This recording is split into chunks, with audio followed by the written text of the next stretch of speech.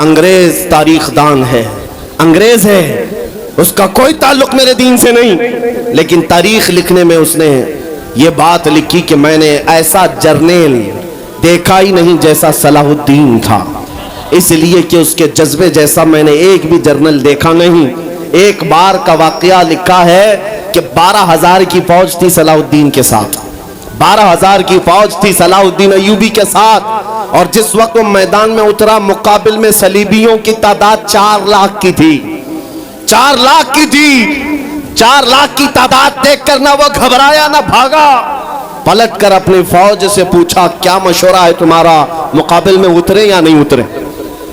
صلاح الدین کے لشکری اور اس کے نوجوان سپاہی عام لوگ نہیں تھے، جذبہ جوان تھا۔ عرض کیا ہے صلاح الدین ہمارے سپہ سالار رسول اللہ کے صحابہ تعداد دیکھ کر اترتے تھے تو ہم بھی تعداد دیکھ کے اتریں گے، اگر نبی کے صحابہ تعداد نہیں دیکھتے تھے تو ہم بھی اس تعداد کا کوئی پرواہ نہیں کریں گے۔ صلاح الدین ان کی باتوں کو لے کر اتر تو پڑا۔ تاریخ لکھنے والا انگریز آدمی ہے، کہتا ہے مقابلہ کر لینا اور بات ہوتی ہے، لیکن 4 لاکھ کو تتر بتر کر کے رکھ دینا تاریخ کی الگ بات ہوتی ہے۔ صلاح الدین کے اس کارنامے کے بعد وہ انگریز تاریخ دان کہتا ہے ہمارے علاقوں میں حال یہ ہو گیا تھا، ہمارے ہاں کی مائیں اپنے بچوں کو تھپکیاں دے کر سلاتی تھی اور یہ کہتی تھی کہ بیٹا سو جا نہیں تو صلاح الدین آ جائے۔ سبحان اللہ، سبحان اللہ۔ یہ میں اس لیے باتیں عرض کر رہا ہوں کہ صلاح الدین ایوبی کی طاقت وہ ان کی اپنی باڈی کی طاقت نہیں تھی، وہ نہ ہی کسی جگہ سے ورزش کر کے حاصل کی ہوئی طاقت تھی۔ صلاح الدین کی طاقت عشق مصطفیٰ کی وجہ سے تھی، وہ محبت رسول کا پیکر تھا۔ ہم نے تاریخ میں ان جوانوں کو دیکھا ہے جنہوں نے تاریخ الٹ کر کے رکھ دیا ہے، جنہوں نے زمین میں ایک الگ پرچم لہرا کر رکھ دیا ہے۔ آپ کو پتہ ہے اسی ہندوستان کی سرزمین پر سب سے پہلا 10,000 کا لشکر لے کر آنے والا ایک جوان عرب سے سب سے پہلے آنے والا محمد بن قاسم صرف 19 سال کی عمر میں آیا تھا، 19 سال کی عمر میں آیا تھا۔ کس لیے آیا تھا؟ مال لوٹنے نہیں آیا تھا، یہاں جگہ قبضہ کرنے نہیں آیا تھا، جیسے آج تاریخ توڑ مروڑ کر کے بتائی جا رہی ہے۔ جتنے بادشاہ آئے سب اکرمن کیے، سارے لوگ یہاں لوٹ پاٹ کرنے آئے تھے، یہ تاریخ توڑ مروڑ کر بیان کی جاتی ہے۔ میرے عزیزوں اس پر پھر کبھی گفتگو کریں گے، لیکن محمد بن قاسم کیوں آیا تھا؟ الہ آباد کے ایک پنڈت ہے، انہوں نے خود لکھا ہے، میں اپنی بات نہیں پنڈت جی کی بات کہہ رہا ہوں۔ اس وقت حالات ایسے ہو گئے تھے کہ چند عورتیں، مسلمان عورتیں جو سری لنکا کی سرزمین سے حج کے لیے جا رہی تھی، اس وقت راجہ دابر سنگھ اس کے کچھ گنڈوں نے ان عورتوں کو پکڑ لیا، ان کی عزت لوٹی، ان کا مال لوٹا، ان کو قیدی بنایا۔ ان عورتوں نے اس وقت پکار کر کہا تھا کہ کوئی ہے جو ہماری عزت بچائے گا؟ کوئی تجارت کرنے والا باہر سے آیا ہوا تاجر بات سن کر کے عرب گیا، عرب میں جا کر گورنر جو تھا اس کے سامنے واقعہ بیان کر رہا تھا۔ 19 سال کا جوان محمد بن قاسم وہاں سے گزر رہا تھا، اس نے اتنا واقعہ سنا کہ ہند کی سرزمین پر کچھ ہماری بہنوں کی عزت لوٹی جا رہی ہے۔ وہیں کھڑے ہو کر اس نے کہا لبیک یا اختی، اے میری بہن میں تیری عزت کی حفاظت کے لیے آ رہا ہوں۔ وہاں سے پکارا اپنے چچا جو گورنر تھا اس وقت، اس سے 10,000 کا لشکر لے کر کے سب سے پہلے یہاں آنے والا محمد بن قاسم کس لیے آیا تھا؟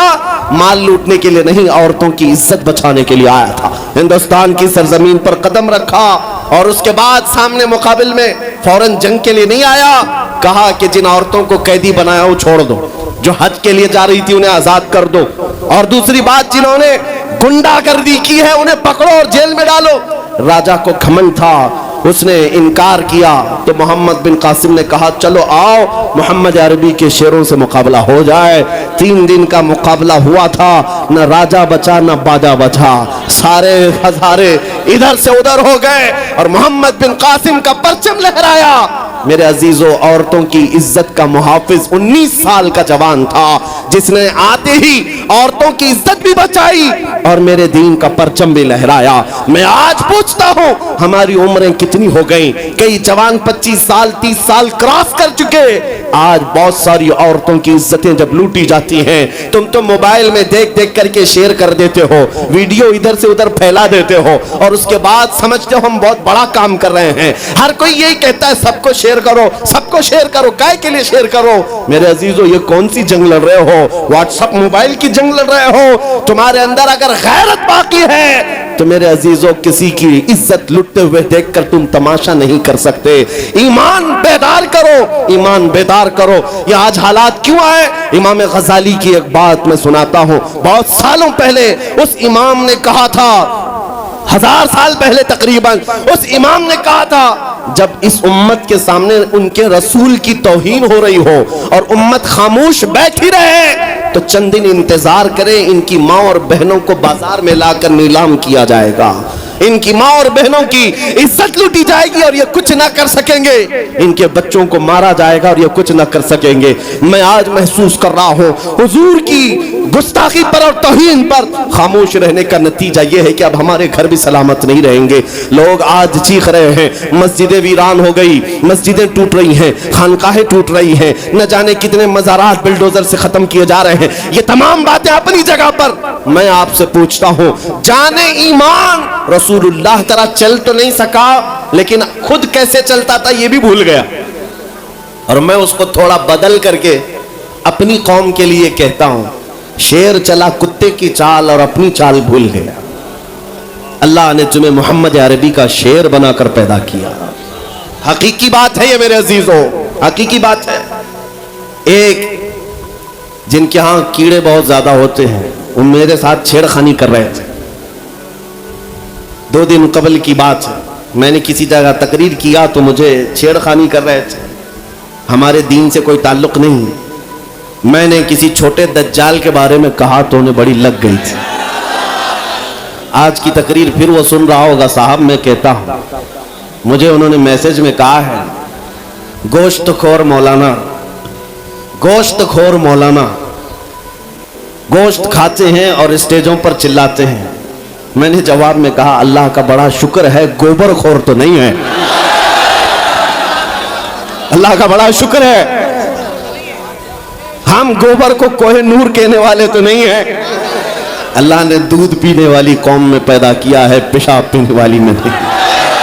नारे तकबीर, नारे रिसालत, नारे हैदरी। मेरे अजीजों, ये कोई बात लतीफे की नहीं है और न ही छेड़खानी की बात है।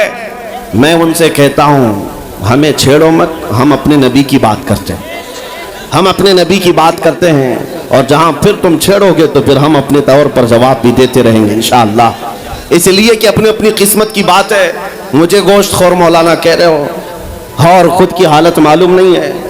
अल्लाह करीम का शुक्र है कि हमने दुनिया में देखा है, गोश्त खाने वाला भी शेर ही हुआ करता है और गोबर खाने वाला सूअर तो नहीं है। अल्लाह का बड़ा करोड़ा एहसान है।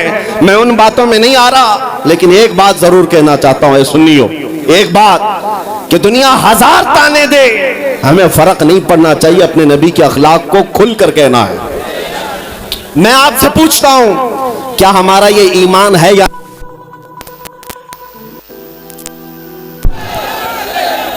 हेलो, हमारा ये ईमान है या नहीं कि मेरा खुदा सच्चा है, हमारा नबी सच्चा है, हमारा दीन सच्चा है, कुरान सच्चा है। जब तुम्हारा यकीन है कि मेरा खुदा सच्चा, मेरा दीन सच्चा, मेरा कुरान सच्चा, मेरा नबी सच्चा, तो फिर मेरे अजीजों सर झुकाकर नहीं, सर उठाकर जियो। और तुम्हें हुजूर अकरम सल्लल्लाहु ताला अलैहि वसल्लम के अखलाक पर कभी शर्म नहीं आनी चाहिए। कोई टोपी पर, कोई दाढ़ी पर ताने मारता है तो उसको नजरअंदाज करो, इसलिए कि मरने के बाद इस कीड़े को मुंह नहीं दिखाना है, आमिना के लाल को मुंह दिखाना। ताना देता है तो देकर मर जाएगा। हमें फर्क नहीं पड़ता, हमारे लिबास से जलते हो तो और जलो, मरो, इसलिए कि जिसकी किस्मत में यहां भी जलना वहां भी जलना। और अल्हम्दुलिल्लाह सुन्नियों की किस्मत में यहां भी खुशियां हैं, वहां भी खुशियां। हम यहाँ पर हुजूर पाक का जिक्र कर रहे हैं और खुशहाल है, अल्हम्दुलिल्लाह खुशहाल हैं, इसलिए कि मुझे पता है हमारी हैसियत क्या है। खुशहाल हैं आप भी, हम हैं। ये छोटी मोटी शिकायतें तो सब करते हैं आप, कि बीमारी है, घर में खाना पानी नहीं है, धंधा नहीं चल रहा है, بزنس نہیں چل رہا ہے, سب لاس میں ہے, جاب نہیں ہے, سب شکایتیں تمہاری ہے, ہمیں پتا ہے. میرے عزیزوں, ہم تو بار بار یہ رونا روتے ہیں, ہم بڑی کمزور قوم ہیں, ہم بڑی کمزور قوم ہیں, ہم بڑی کمزور قوم ہیں. لیکن میڈیا کے دجالی کتے بار بار بھونک بھونک کر بتاتے ہیں تم کچھ ہو, تم کمزور نہیں ہو. 24 گھنٹے ہم پر ڈیبیٹ ہوتا ہے کہ نہیں ہوتا ہے؟ کل ملا کر ہم پر ہی ڈیبیٹ. ارے میاں, یہاں تو الیکشن بھی کیمپیننگ کے لیے ہم ہیں. ہمارے مدعے کو لے کر کے ہی سب کو لڑانا ہے, سب کے درمیان. میں آپ سے یہ کہتا ہوں, یہ باتیں یوں ہی نہیں, وہ بار بار تمہیں بھونک کر بتا رہے ہیں تم کچھ ہو, لیکن تم کہتے ہو نہیں میں کچھ نہیں ہوں, ہم کمزور ہیں. وہ کہتے ہیں نہیں کمزور نہیں, تم کچھ ہو. ایک طرف تو کہتے ہیں کچھ نہیں ہے, سب بکھرے ہوئے لوگ ہیں, پنچر پتر بھی کہتے ہیں. لیکن پھر ہم ان سے کہتے ہیں میاں پنچر پتر ہے تو 24 گھنٹے ڈیبیٹ ہم پر کیوں کرتے ہو؟ ڈر کس بات کا ہے؟ کس بات کا ڈر ہے؟ کیا دوسری اور قومیں نہیں ہیں جس کو نشانہ بناؤ گے؟ ارے 70 قومیں موجود ہیں, لیکن ہمیں پتا ہے تمہاری آنکھوں میں اگر کوئی چبھتا ہے تو غلام مصطفیٰ ہی ہے. اس لیے کہ انہیں بھی تاریخ پتا ہے, یہ اگر نکل پڑے ہیں صحرا سے بغیر چپل کے پیوند لگے کپڑوں سے تو قیصر و کسریٰ کو بھی دھول چٹا سکتے ہیں. دنیا کی سپر پاور طاقتوں کو گھٹنے ٹیکنے پر مجبور کرنے والی قوم وہ عمر بن خطاب کے شاگرد تھے, صحابہ کرام تھے. دنیا کو تاریخ پتا ہے کہ یہ جس دن پڑھنے لگ گئے خالد بن ولید کو, جس دن یہ پڑھنے لگ گئے صلاح الدین ایوبی کو, جس دن ان کو کوئی کہنے لگ گیا کہ تمہارا کوئی شہاب الدین غوری بھی تھا, تمہارا کوئی اورنگزیب بھی تھا, تو پھر یہ مردہ اور مرجھائی ہوئی قوم دوبارہ اٹھنے لگ گئی تو اچھوں کی نیند حرام ہو سکتی ہے. اسی لیے کہا جاتا ہے مسلمانوں کے محلے میں نشہ بانٹو, مسلمانوں کو نشہ کرواؤ, نشہ بیچنے والے یہی, نشہ کرنے والے یہی. اس لیے کہ یہ جب تک نشہ میں رہیں گے ہم سکون سے رہیں گے, اور جس دن یہ اٹھ گئے تو دوسروں کے سکون کے لالے پڑ جائیں گے. اس لیے میرے عزیزوں, میں تمہیں بیدار کرنے کے لیے آیا ہوں اور دنیا کی نظروں میں کھٹکتا رہوں گا, لیکن میرے پاس جتنا بھی وقت موجود ہے میں خاموش نہیں رہوں گا انشاءاللہ العزیز. کل کو بھی اگر میری پھانسی ہو جائے مجھے اس بات کی پرواہ نہیں ہے, دنیا سے جائیں گے. ہمارے ایک کے مر جانے کے بعد ان کتوں سے کہتا ہوں کہ اس کو یہ مت سمجھ لینا کہ اسلام ختم ہو جائے گا, مجھ جیسے 1000 کٹ بھی جائیں تب بھی ہم نعرہ یہی لگائیں گے, اسلام زندہ ہوتا ہے ہر کربلا کے بعد. نعرے تکبیر, نعرے رسالت, شہنشاہ خطابت, شیر ہندوستان سلمان مفتی سلمان ہزاری صاحب قبلہ. سبحان اللہ, سبحان اللہ. میرے عزیزوں, بات آج ایمان کی ہے. میں نے آج تک کسی تقریر میں کسی کو اسلحہ اٹھانے کی بات نہیں کی, میں نے کبھی کسی کو بندوق بارود چاقو تلوار کی بات نہیں کی, اور نہ ہی ہمیں ضرورت ہے. میرے عزیزوں, ہم تو چاہتے ہیں کہ تم عشق رسول کا جامہ پہن لو, حضور کی محبت کا لباس پہن لو. میرے عزیزوں, چاقو بلیڈ بھی اٹھانے کی ضرورت نہیں, تمہارے چلتے پھرتے دیکھ کر کتنے کیڑے فنا ہو جائیں. ہاں, صرف تمہاری چلت پھرت سے کئی کتے نالیوں میں مر جائیں. سب کو سمجھ میں آتی ہے بات. اور جن لوگوں نے مجھ سے پوچھا تھا بار بار آپ کتے کس کو کہتے ہیں, میں نے کہا کوئی سنی مجھ سے پوچھا ہی نہیں, کسی نے مجھ سے پوچھا ہی نہیں. یہ ساری تقریریں سن رہے ہیں, آپ نے پہلے ہی پوچھا تو کہیں ایسا تو نہیں کہ زخم پر جا کر بات لگی ہو. خیر میرے عزیزوں, آپ کو میں بارہا بیدار اس بات کے لیے کرنا چاہتا ہوں, حضور کے اگر غلام ہیں تو پورے غلام بنو, پورے غلام. آج کے دن اگر ایک نوجوان بھی یہ عہد کر لیا کہ میں نے اپنی مرضی سے بہت زندگی گزاری ہے, اپنی لائف میں بہت انجوائے کیا ہے, لیکن آج کے دن سے یہ طے کروں گا کہ جیوں گا تو میرے نبی کی مرضی سے جیوں گا, جس نے بھی طے کر لیا میں سمجھتا ہوں کہ یہ جلسہ وصول ہو گیا, حضور کے قدموں میں پہنچ گیا. میں بتاؤ اے نوجوانوں, بچا کیا ہے ہماری زندگی میں اور کیا باقی ہے, کیا چاہیے تمہیں؟ پوری دنیا تم ناک رگڑ رگڑ کر حاصل کر بھی لیے تو ایک دن تو موت آنی ہے, ایک دن تو دنیا سے جانا ہے. ساری دولت چھوڑ کر جاؤ گے, اس بات پر سب کا یقین ہے. تم نے خود اپنے ہاتھوں سے کتنے مردے دفنائے, تم نے کتنے لوگوں کی قبروں کو خود اپنے ہاتھوں سے بند کیا. آج جو یہ آنکھیں کھلی ہیں اچانک بند کر دی جائیں گی, یہ دھڑکنیں رک جائیں گی, تم ہاتھ پیر بھی نہیں اٹھا سکتے, اور یہ پورے لوگ اٹھا کر تمہیں اتنی چھوٹی قبر میں ڈال کر آتے ہیں جہاں کروٹ لینے کی بھی جگہ نہیں, سانس اور ہوا کے لیے کوئی روشن دان نہیں, کھڑکی نہیں. اتنے گھنے اندھیرے کے اندر تم تنہا ہوتے ہو. اس قبر کے متعلق سوچو, وہاں منکر نکیر جس کے بارے میں پوچھ رہے ہوں گے وہ تاجدار مدینہ کی ذات ہوگی. حضور کے بارے میں تم سے پوچھا جا رہا ہے کہ تم ان کے بارے میں کیا کہتے تھے. اس لیے سنیو, آج ہی ہم تیاری کیوں نہ کر لیں کہ کل کو قبر میں ہم سے فرشتے پوچھیں ان کے بارے میں کیا کہتے تھے, تو وہاں پکار کر نکیرین سے کہنا تم پوچھ رہے ہو ان کے بارے میں کیا کہتے تھے, ارے مر کے پہنچا ہوں یہاں اس دل ربا کے واسطے. سبحان اللہ, سبحان اللہ. مر کے پہنچا ہوں یہاں اس دل ربا کے واسطے. ہے شب غور بھی اسی گل سے ملاقات کی رات. عزیزان گرامی وقار, آج لے ان کی پناہ, آج مدد مانگ ان سے. کل نہ مانیں گے قیامت میں اگر مان گیا. صرف میں تمہارے ان اخلاق کی بات کر رہا ہوں, بڑے درد دل سے کہہ رہا ہوں. آ جاؤ واپس اس نقطے پر جہاں میرے نبی نے ہمیں چھوڑا تھا. آ جاؤ اس راستے پر جس پر چلنے والوں پر اللہ نے انعام نازل کیا ہے. آپ کو پتا ہے وہ صحابہ کرام, تابعین اور اولیاء کاملین کا راستہ تھا کہ جن کے بارے میں اقبال نے کہا, دی اذانیں کبھی یورپ کے کلیساؤں میں تو کبھی افریقہ کے تپتے ہوئے صحراؤں میں. دشت تو دشت ہے دریا بھی نہ چھوڑے ہم نے, بحر ظلمات میں دوڑا دیے گھوڑے ہم نے. آ گیا عین لڑائی میں گر وقت نماز, قبلہ روحوں کے زمین بوس ہوئی قوم حجاز.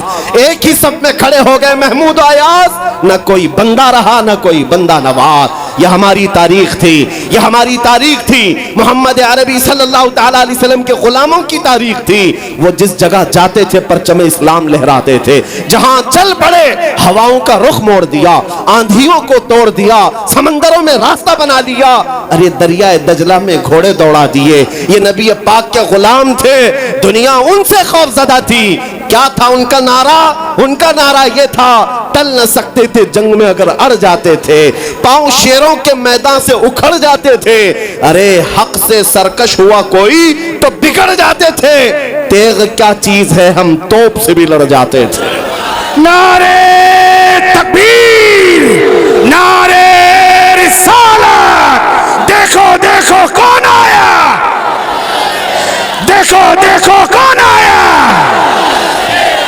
توجہ کی بات ہے, ہم اس قوم کے وارثین میں سے ہیں دنیا جن کی تاریخ جانتی ہے. آپ کو پتا ہے انگریز تاریخ دان ہے, انگریز ہے, اس کا کوئی تعلق میرے دین سے نہیں, لیکن تاریخ لکھنے میں اس نے یہ بات لکھی کہ میں نے ایسا جرنیل دیکھا ہی نہیں جیسا صلاح الدین تھا, اس لیے کہ اس کے جذبے جیسا میں نے ایک بھی جرنل دیکھا نہیں.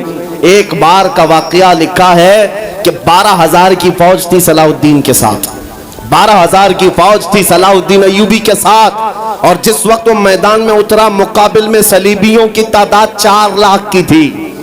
4 لاکھ کی تھی.